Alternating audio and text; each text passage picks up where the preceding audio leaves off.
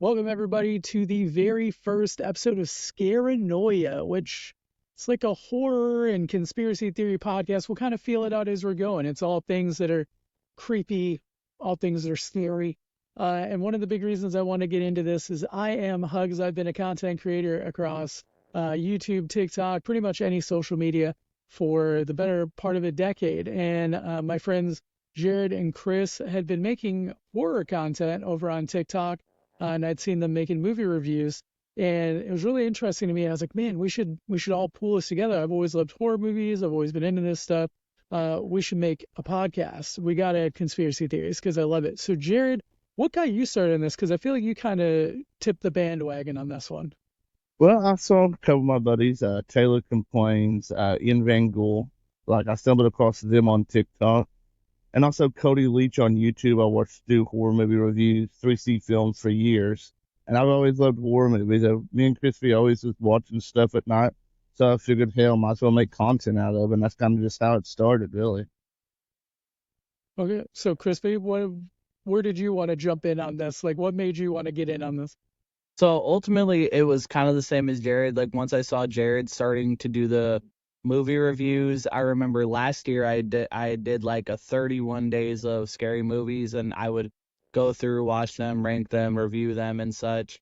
And when I saw him doing it, I'm like, you know what? It's not a bad idea. We're watching movies anyway. Why not talk about them on TikTok? And I mean, it's me and Jared, so 99% of the stuff we watch is horror based. Well, and also that's like such a TikTok thing is like, all right, there's 31 days of this. That's 31 days of content. Like I feel like a lot of people jump on that whenever it's that type of season. So for this first episode, I kind of just wanted to touch base on who all of us are. So of course, like I said, I'm Hugs. Jared, what else are you doing on social media? What was your journey? What are you known for? What do you want to be known for? Well, I started out like content creation, I suppose, on Amino with Car Amino. I ended up I started a movie for NASCAR Amino. Then I found Heel Josh on TikTok and started getting into the promo scene. Met you. You started in GT, started doing promos, met some of the bestest friends in the entire world. And that just ran its course, doing the same thing for 4 years. So what Jared's referencing real quick for people that aren't initiated is the professional wrestling scene on TikTok. So pro wrestling content, and we did like wrestling style promos on TikTok. So we had a company where we would just talk trash to each other that ran for 4 years. That's what he's referencing here, in case you didn't know. Yeah, I should have added that. Like, hey guys. Like, how dare you not know what I'm talking about? Yes. But no, and so we go back, of course, Crispy, we all met on that same scenario there. But what were you doing prior to that? I know you were filming pro wrestling, right? Yeah, so I film independent pro wrestling for a company, Pro Championship Wrestling. I've been doing that for 3 years, like consistently. Before that, I was doing it, but it was kind of here and there. But my content creation journey started like way back in high school. I used to make like YouTube videos and shit just for my webcam. Like I would just kind of like rant and stuff like that, and never really got a lot of traction. I had one video that went semi-viral, and I remember it because it was titled "Do I Have to Be Asian?" Because I was talking about how all the most popular YouTubers at the time So it's were like Asian. rage baiting people. Like Yes. everybody's like, oh, I gotta see this. 100%. But Yeah. yeah, no, my journey into TikTok was mainly just, pandemic hit, everything shut down. And then I found like the wrestling side of TikTok, same as Jared, and fell in, found NGT. And then for the last, 4 years, we've been doing promo battles and talking trash to each other and being judged for it. So So before we jump into the next part here, I do want to say Scaranoia Pod. We are on TikTok. We are on Instagram. We're on X. We're going to be all over the place. Scaranoia Pod. If you're going to follow us, make sure to follow us at Scaranoia Pod. Also, you'll be able to find Jared and Crispy over there. I don't know what my thing is. I'm Heel Hugs right now. Jared's the Jared Holmes. We got I'm Chris91 with the underscores.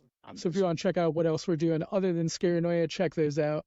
But But what I kind of want to make a segue here, because we talked about pro wrestling a lot, and this podcast will have nothing to do with pro wrestling, but I do want to say we all came together from that background, and I feel like pro wrestling has like a similar effect of like that over the top, that grandiose like of some of these horror movies. Like it kind of draws in the same type of audience. So like I remember my first time watching pro wrestling. I remember my first like shows and stuff. Jared, what was the first horror movie you remember watching?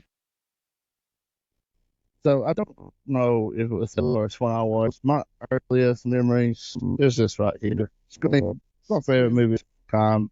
I just fell in love with that movie so much, and it's the reason I love the genre so much. Was there something specific about it that really stood out to you, like why you like it drew you in, or was it like character wise, or? So, like, as a kid, horror movies are supposed to be scary, but this one didn't really scare me. And I levitate to horror movies that could kind of happen in real life. And that 100% could easily happen in real life, It's scarier. It is. It is. Yeah, I feel that. Chris, where are you at? For me, I think my earliest, and it's not even a horror movie, but I remember as a child, Tales from the Crypt, with the Crypt Keeper, like that scared the shit out of me. Like anytime, like my parents used to put that on, like knowing I would go running down the hallway screaming, and it freaked me out, like the cackling and the Crypt Keeper and all that. But I think my earliest horror movie memory would have to be Nightmare on Elm Street. Like Freddy Krueger always scared the hell out of me, but as I got older and I've watched all the movies, like it's become my favorite like film series. I think it's just because I like the whole concept of the slasher flicks and this like multi-dimensional murderer who could get you in your dreams or somehow comes out into the real world. Like, yeah.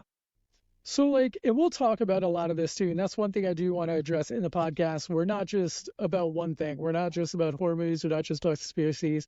We're going to cover everything, because you brought up a really good thing with the Crypt Keeper, or Tales from the Crypt, was, for me, that immediately makes me think Twilight Zone. That makes me think Alfred Hitchcock. That makes me think like all these other shows that I watched as a kid, Outer Limits, that they would come on. Or like, you know what else was creepy? It's not like horror, but like it always scared me, was freaking Unsolved Mysteries, which we may have a true crime podcast that works as well. But it shows like that. But when it comes to horror, my favorite horror movie of all time, it's actually my favorite movie of all time, was like the original zombie movie. It's a black and white Night of the Living Dead from like the 60s. I was drawn to it because it was like the first of its type, and it was so well acted. It had a strong African American male lead, which wasn't really, a thing at that point in time. And it was just, I don't know, there's just so much about it. Like, it really drew me in because it was so different from anything else I'd watched. I was a kid, of course. It's not like it was brand new when I saw it. I saw it in probably the 90s. But to me, everything else I'd been watching, like I went from watching like Toy Story to watching Night of the Living Dead, and I was like, man, this is so different. Wow. But ever since then, I've always been huge into like the zombie genre. So are both of you more into like the slasher genre then, it seems like? I would say I'm definitely more leaning towards the slasher. Like it's either slasher, found footage, or forced participation, stuff like that. So kind of like slasher just for like mainly like the gore, found footage because it's just the point of view, and then like the forced participation, just the whole concept of like do it or die. Like I don't know why, but that just like it gets you going, really kind of like zeroed in on what's gonna happen.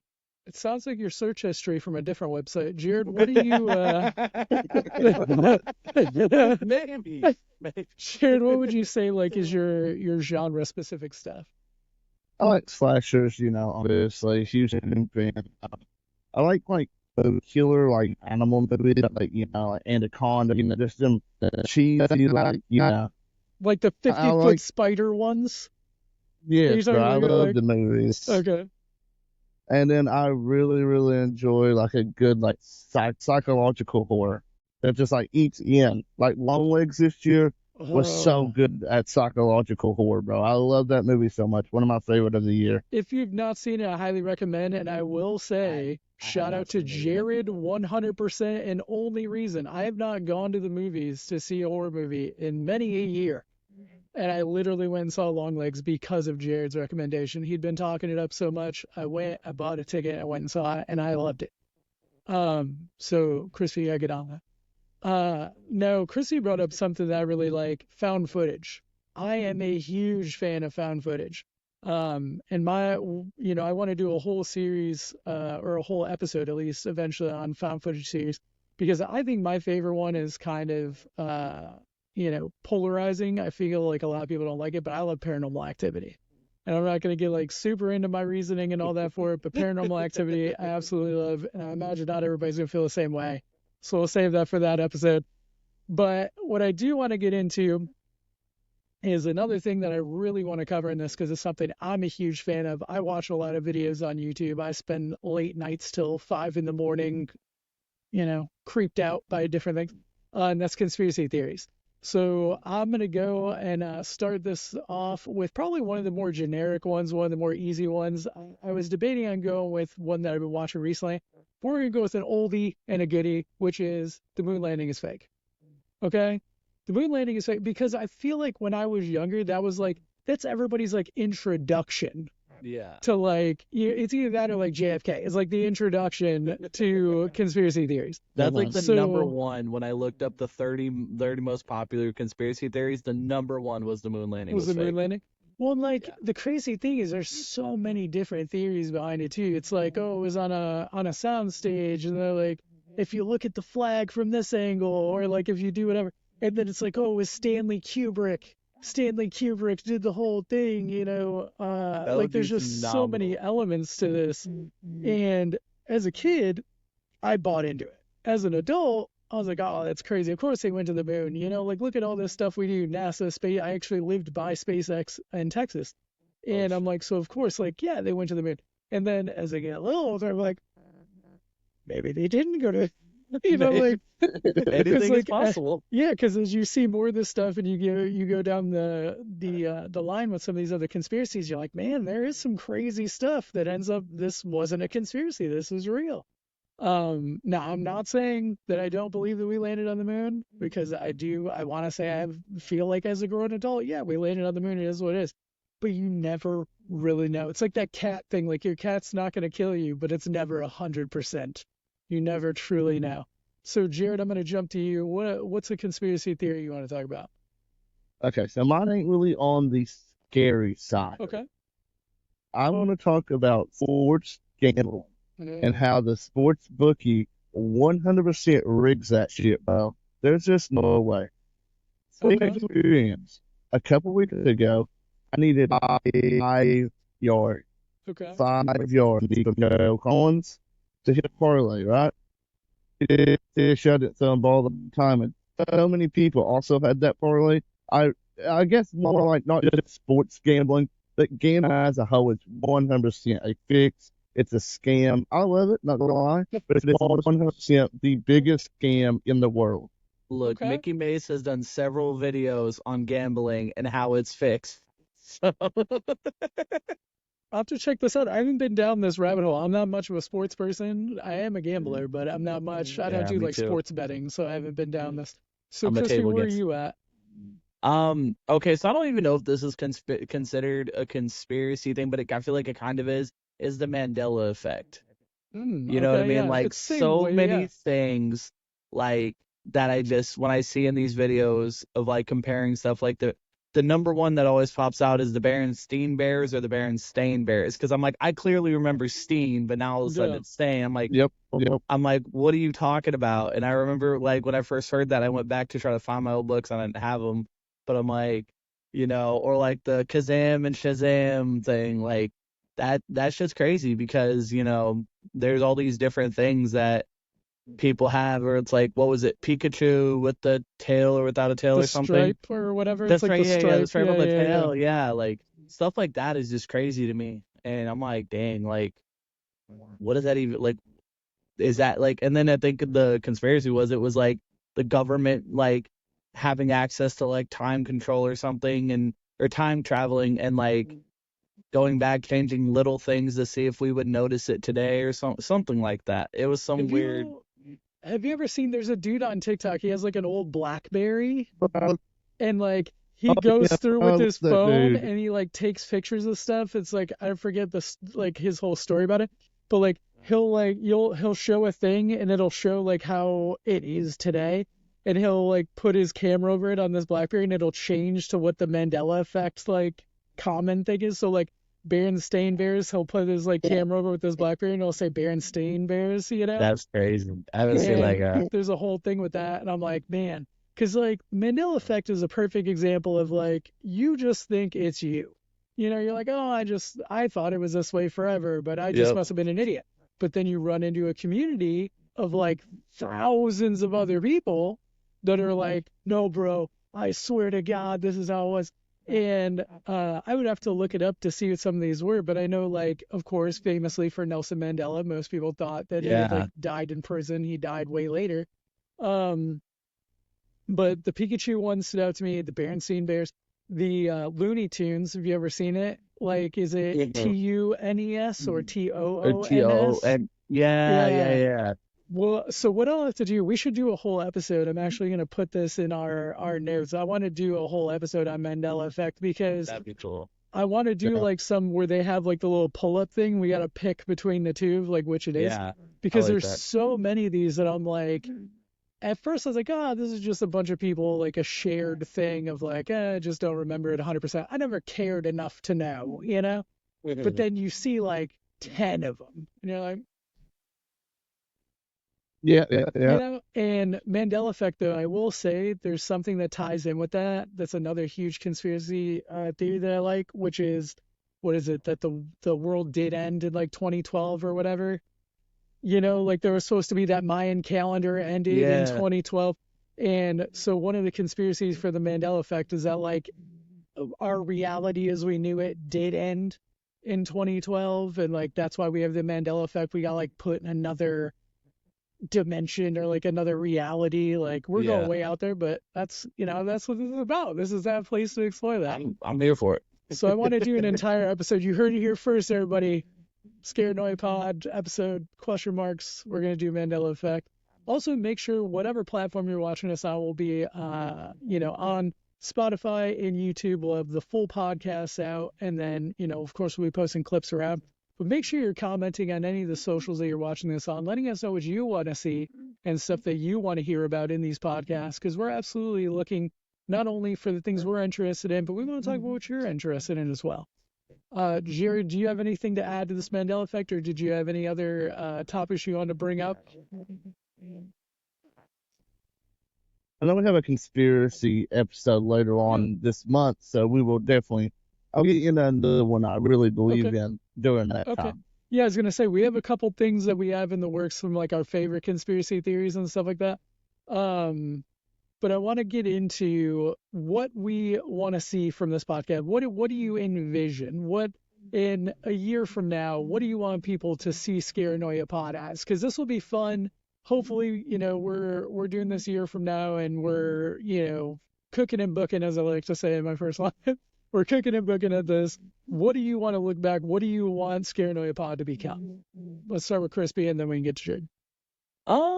I mean, ultimately, just continuing what we're doing now, but also maybe adding some new elements to it. Maybe like in-person stuff together. You know, going to maybe like conventions and stuff, and interviewing people, and having some extra stuff to, you know, entertain the viewers aside from just kind of, you know, what we're doing now. So like what we're doing, but with a little extra. Have you ever been to a horror convention? I've never been to one. I have not. I had almost went to a Walking Dead one, and it ended up the people I was supposed to go with, it fell through. But there's like a big one. I'm from Chicago area. I don't know if you guys want to say wherever you're from, but Northern California. Yeah. So we take me home. So we had like some Walking Dead thing. I think it's like a big to-do out here, like a big event. And I got invited by some friends, and then they ended up not being able to go, so we didn't go. but it looked cool. Like I was checking online and I'm like, man, some of the stuff I've gone to like nerd things like Wizard World, Comic Con, stuff like that. I've I've been been to to those. Wizard World. Mhm. Yeah, but I've never been to like a horror convention, and I'm like, man, that's got to be wild because you got to think it's very similar. You got people that are dressing up, cosplaying. It's just a different type of cosplay, but people are fiercely into the stuff they're into. You know what I mean? Yeah. So Jared, where do you fall on what are you looking to get out of this? What are you looking Scaranoia Pod to become? And then if you've had any experiences with like horror events or anything. I've not been to a horror convention yet. I'm going to Scare Okay. Fest later this month. I got media passes for that. Heck yeah. You'll have to report back, man. But what I will. What I really want from this podcast is just for it to be a weekly watch for people, have people engaging with content. I think that's the most important thing as a content creator, because if you're not getting no engagement, why do it? Like, I know it's supposed to be all for fun and all that, but if, why waste time if there's no engagement? And I think that's the most important step we need first. But, like, who knows in a year's time? Like Christy said, interviewing some people in the horror genre would be cool. People in the conspiracy genre would be cool, Maybe getting to go to a couple movie premieres would be really cool. So that's kind of what I'm seeing. That's what I'm envisioning for the future. Is maybe eventually being able to open it up to a guest. I would like to, when we have something else like Long Legs come out, where you and I both have gone and seen this. It was such a huge talked about thing. Having a podcast where maybe we give our thoughts, because of course you're going to be making your reviews on independent socials or whatever. But get in here, kind of talk about it, and maybe be able to interview somebody who was a part of production or who was a part of the movie, things like that. Like, I feel like that would be really cool.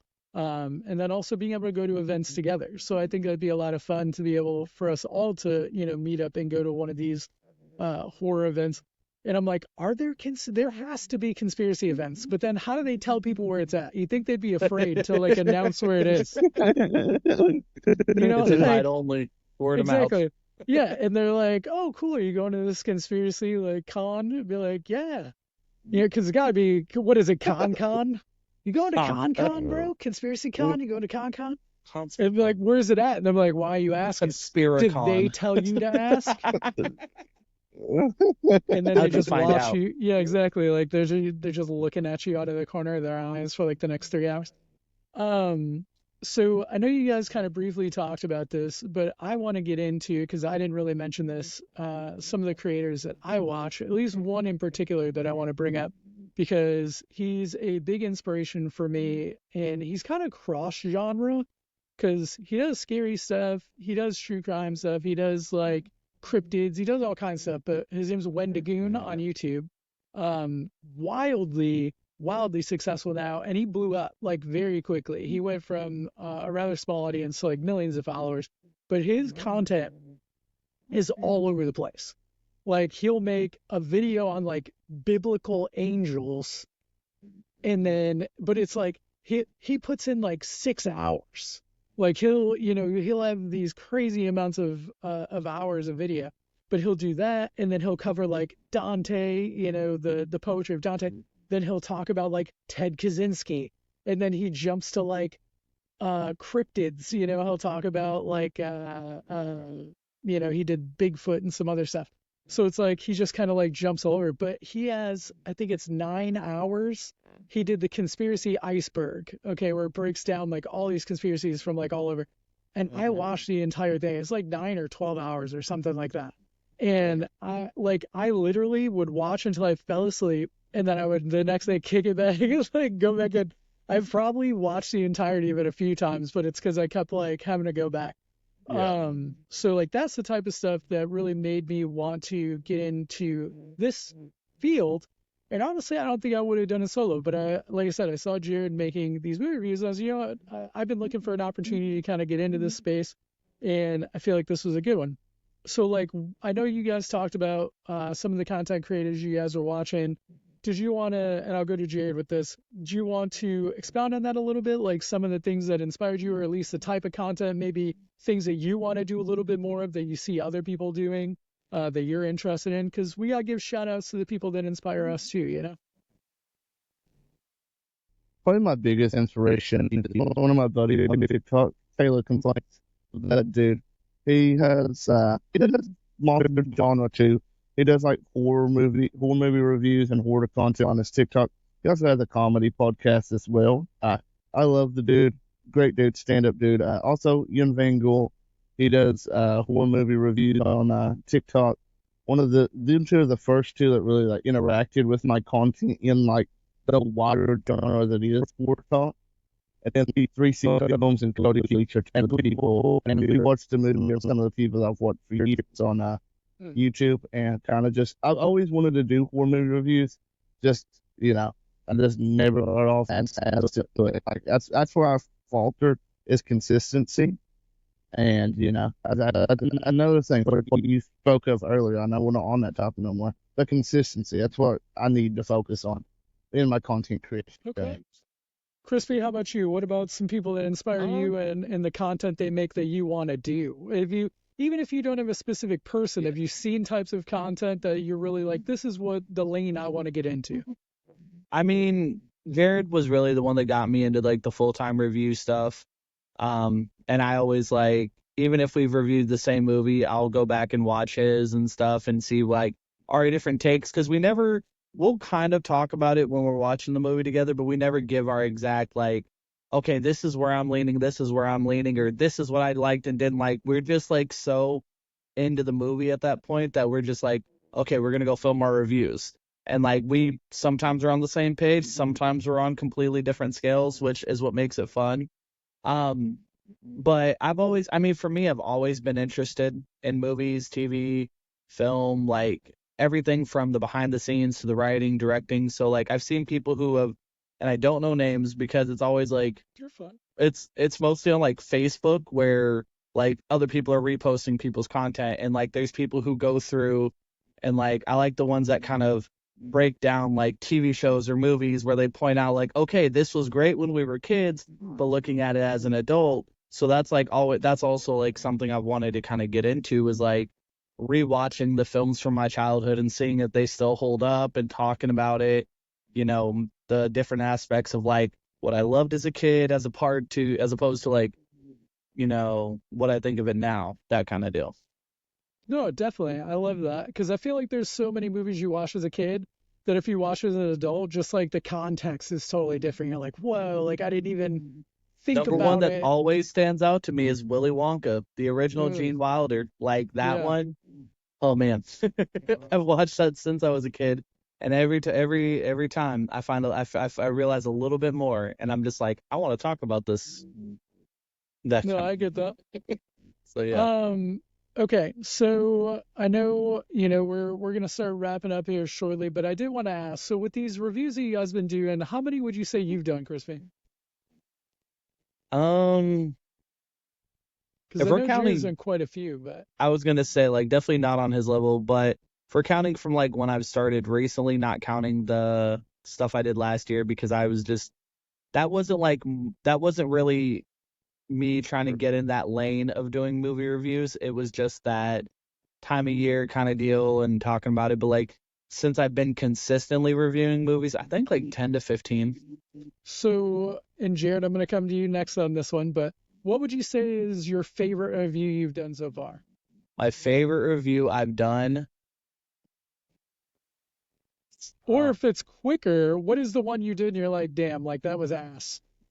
I see, that's the thing is I reshoot a lot. So like I'll watch, and if I don't like something, I go back. I'm a perfectionist, so there's not many that I don't like, but I think my favorite one that I did is my review on the movie Old, because people seem to have liked that movie and I absolutely hated it. I made fun of the story, the effects, the fact that the one black guy in the movie was a rapper named Mid-Sized Sedan.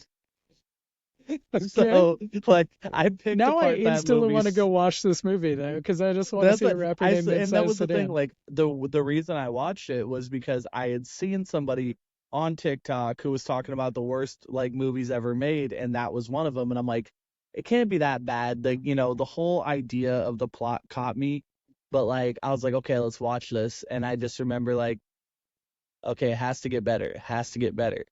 And then I'm like, It doesn't get better. And then I post it, and Jared's like, "Fuck you, I like that movie." So, Jared, what would you say your favorite review you've done is? I have a couple. Actually, you know, it's not making my favorite one my first. Um, the Mousetrap is my most watched was like 1.8 thousand views. We're gonna get them numbers up, brother. We're gonna get them numbers up. I absolutely shit on that because that's one of the worst movies that I have ever. It's different. I also still direct the director for still making. You know, I don't shit on the director. You know, it's just funny script. I think people like his heart and into it. You know, that's how I am. It's bad. So much. Is that the one with Kane? It's pretty good traction. So that probably also had bleed over from your other, your other audience. You know, of course, we made wrestling-based content on TikTok, so you probably had some people that were interested in that just because of who it was too. And I will have to say one thing that makes Jared's reviews really unique is his opening. It's always something different to tie in with the, with the movie or something that happened in the movie. Like, I think the Mousetrap one was like, I miss the days when I was like $2.99 richer or something. Like, he always has some kind of clever catchphrase with it, and it's like it draws me in because I'm like, okay, let's hear about it. So, of course, I've done a lot of reaction-based content, of course, too. I also did a lot of reactions to movies and stuff. I did do horror movies. It Follows was one that I did that was pretty cool. I don't know if you guys have seen that. Yeah, we watched that one together. It was so good. So I did a whole react to it. I had like a whole thing, so I have like the full video up on my channel somewhere. Maybe I'll link it if I have it, but my favorite review I ever did of a movie was actually long before I was ever a content creator, long before, YouTube. I actually took film classes in college. And one of the movies I did a breakdown for, because I did my whole final project was on House on Haunted Hill, Vincent Price. So it was like an old Vincent Price movie. And I really, really enjoyed that movie. I loved it. And that's probably my favorite breakdown of a movie I ever did. And it was one person watched it, and that was my professor for that class. But like, it legitimately, like, you had to do like 3 minutes, I think, or something, like, and like do these screenshots. And I did like 15 minutes on like just because I love Vincent Price, and we'll get into this much later because I feel like we could do a whole episode on like older like that type of genre, and Vincent Price is just such an icon. But that movie itself, there's just so many different things to talk about, and the cinematography and stuff like that was just so good. But my favorite review is for one person. If I don't even have that computer, I was like, if I could ever go find that, it's probably trash. It's probably absolutely horrible. Like, it's me just like, well, guys, I wish that this movie, but like in my mind, I'm like, Tarantino would be like, bro, great opinion, but like in reality, it's probably like ass. But, that was my favorite piece that I've ever done of like commentary for a movie. But thank you guys. I feel like this is gonna be super good. I'm very excited. This is the start of something great for us, I hope. And it's something we're all very passionate about. It's something that we're very excited for. And I feel like, we're all good friends coming into this. It's something that we want to do. We just want to have fun. This is the first episode. This is more of a get to know us. We're just throwing a few topics out there so you kind of get the idea of what we're looking to talk about, our style, tone, personality type beat, that type of stuff. Our next episode, though, will be coming out next week. Every Thursday, these episodes will be dropping. So be looking out for those. Check it on Spotify for the audio if you can. It'll be dropping on YouTube. If you're watching on YouTube, make sure to like it, do that type of things. Comment wherever you find it, share us out, and reach out with your thoughts. Let us know what you want to see, and we'll make sure that we get to it in our upcoming episodes. Do you guys have anything you want to say to end this out? Nope, just interact with the content like you said. Let us know your thoughts. If there's anything you want to hear us talk about, we're open to it. Cool. Sure. Heck yeah. This is way too Teddy Man. positive for a scary podcast, but that's what it's about, positivity through Don't answer your door scare-tivity. after 9 p.m. Yeah. First off, I think out of the three of us, you have the most likelihood of someone answering the door after 9 o'clock for. Okay. I think me and Jared show up and like the police are definitely getting called. Like that's what's Chris being like, maybe this guy. Maybe we let him in. But thank you everybody again. We love you and we'll see you next Thursday.